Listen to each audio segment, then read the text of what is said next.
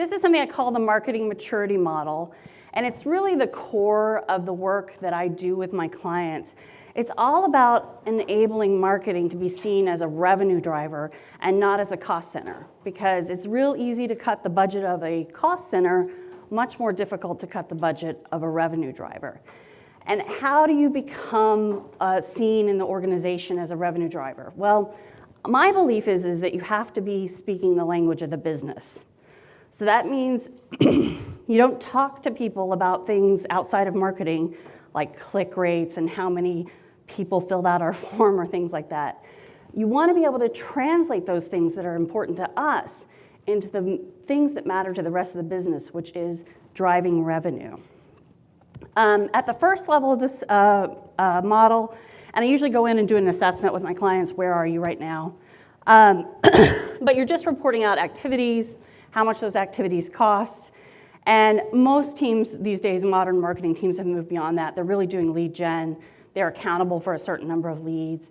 They really are looking at their costs at a cost per lead basis or cost per customer acquired basis. And then the next level is the demand gen level.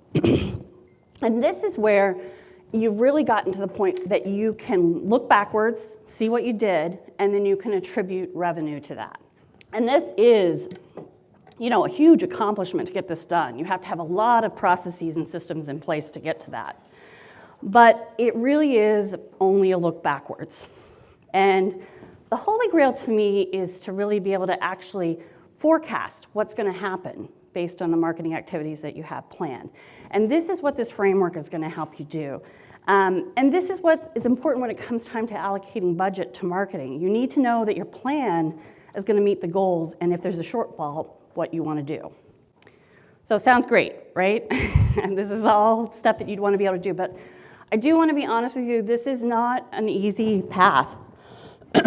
I've worked with a lot of clients. Some work faster than others.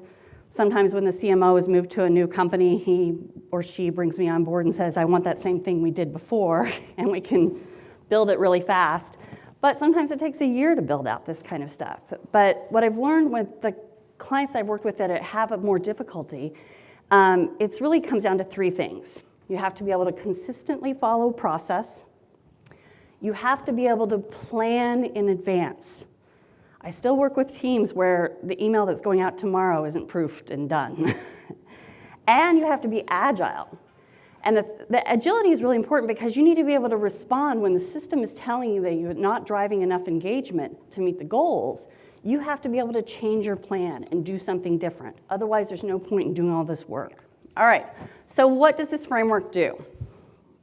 It does four things. And the first three are the numbers that I think are most important to us. One is the goal number, two is the forecast number, and three is the actuals number. So the goal number needs to be figured out. I use something called a lead to revenue model. And it tells us, based on the revenue goals of the company, what does marketing need to do and when? How many MQLs do I need to deliver and when do I need to deliver them to be completely aligned with the revenue goals of the company? For this part of the framework, I've developed an app. It's called RevCast. It does a lot of this automatically. So the second piece is the forecast number.